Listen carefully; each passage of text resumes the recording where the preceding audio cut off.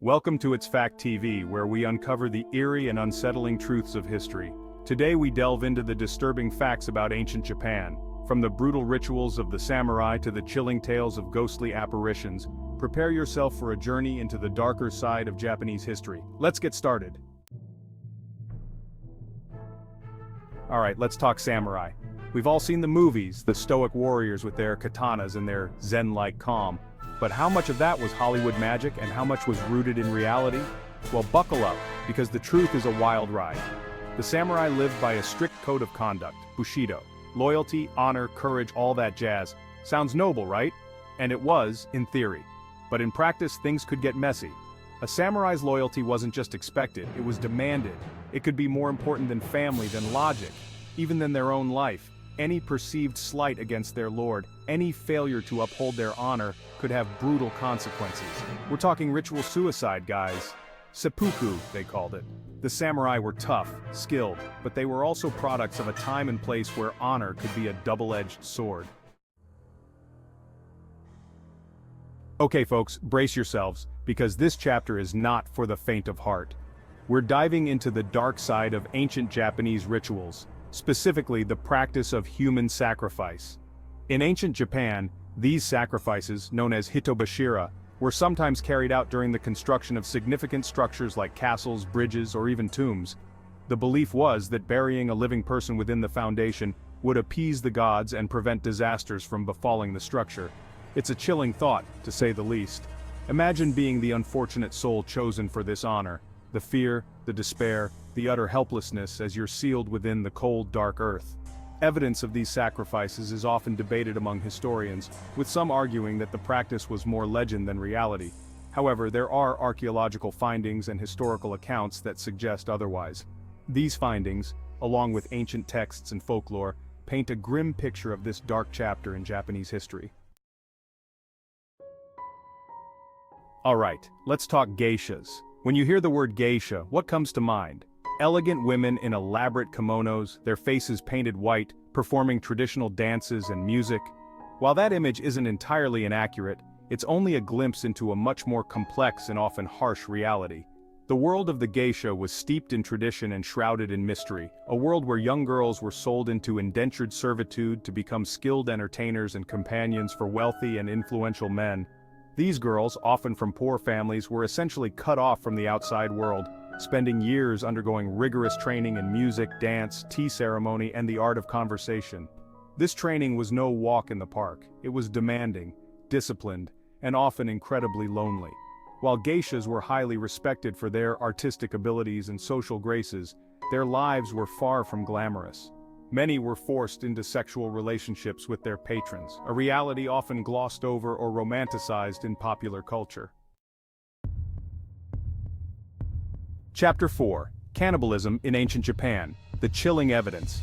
Buckle up, folks, because this next chapter delves into one of the darkest and most taboo aspects of human behavior: cannibalism.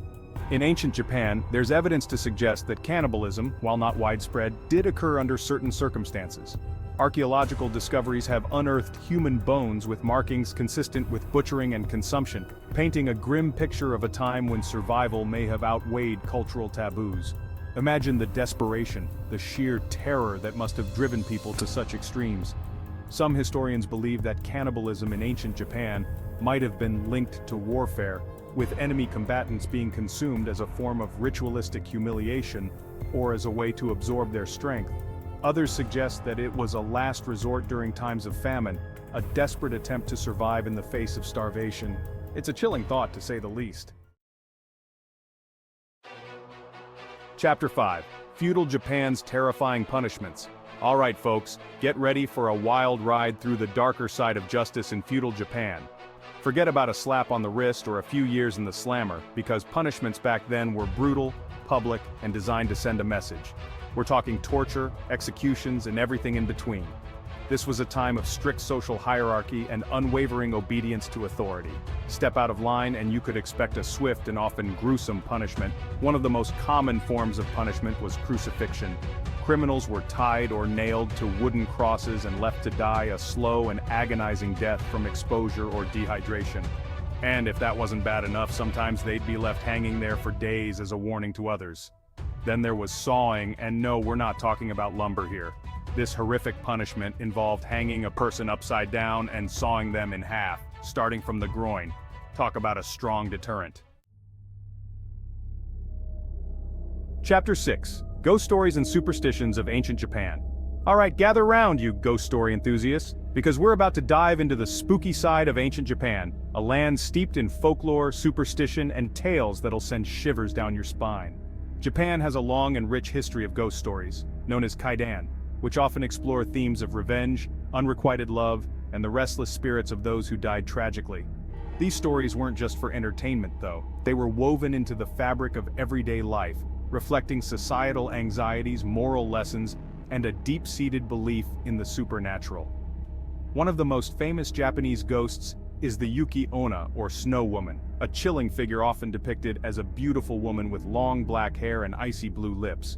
Legend has it that she appears to travelers caught in snowstorms, sometimes leading them astray or freezing them to death with her icy breath. Talk about a winter wonderland you don't want to stumble upon. Chapter 7. The Cruelty of Seppuku Suicide Rituals in Japan. Alright folks, brace yourselves because this chapter delves into one of the most unsettling and controversial aspects of Japanese history. Seppuku, also known as harakiri, the ritual suicide by disembowelment. Seppuku was not some barbaric act of savagery. It was a highly ritualized practice deeply ingrained in the samurai code of honor, Bushido. For a samurai, death was often preferable to dishonor, and seppuku was seen as a way to die with dignity, atoning for failures or proving their loyalty. Imagine the pressure cooker of living in a society where your honor was everything, where even a perceived slight could stain your reputation and that of your family for generations to come. In such a world, seppuku became a way to reclaim control, to die on your own terms, rather than face the shame of defeat or capture. The ritual itself was gruesome, to say the least. Alright folks, this next chapter delves into a truly dark and disturbing aspect of human history: child sacrifice. In ancient Japan, there's evidence to suggest that child sacrifice, while not as widespread or institutionalized as in some other cultures, did occur, particularly during times of crisis or when seeking divine intervention. One of the most well-known examples is the legend of Hitobashira, which we touched upon earlier. This practice, literally meaning human pillar, involved burying a living person within the foundation of important structures like bridges, castles, or dams, believing their sacrifice would appease the gods and prevent disasters. While the victims were not always children, there are accounts of young children being chosen for this gruesome fate. Imagine the terror, the utter helplessness of those poor souls, sealed within the cold, dark earth, their cries muffled by stone and soil. It's a chilling thought, to say the least. Alright folks, let's talk about a side of ancient Japan that's often romanticized but rarely depicted in its full complexity: the world of courtesans. While geishas were highly skilled entertainers and companions, courtesans, particularly those in high-ranking pleasure districts, wielded a different kind of power and influence. These women, often well-educated and skilled in the art of seduction and manipulation, moved in circles of power, captivating the hearts and minds of wealthy merchants, powerful samurai, and even high-ranking officials. But behind the silk robes and alluring smiles lay a dangerous game of intrigue, jealousy, and often deadly consequences. These courtesans weren't just pretty faces. They were privy to secrets, whispered conversations, and clandestine dealings that could make or break empires. Some courtesans used their influence to advance their own careers, amassing wealth and prestige. Others became entangled in political plots, acting as spies, informants, or even assassins. Alright folks, buckle up, because in this chapter we're diving into the terrifying world of plagues and epidemics that ravaged ancient Japan. Forget about antibiotics, vaccines, or even basic sanitation, because back then, when disease struck, it struck hard and fast, leaving a trail of death and despair in its wake. One of the most devastating pandemics to hit Japan was the smallpox epidemic of the 700s and 30s.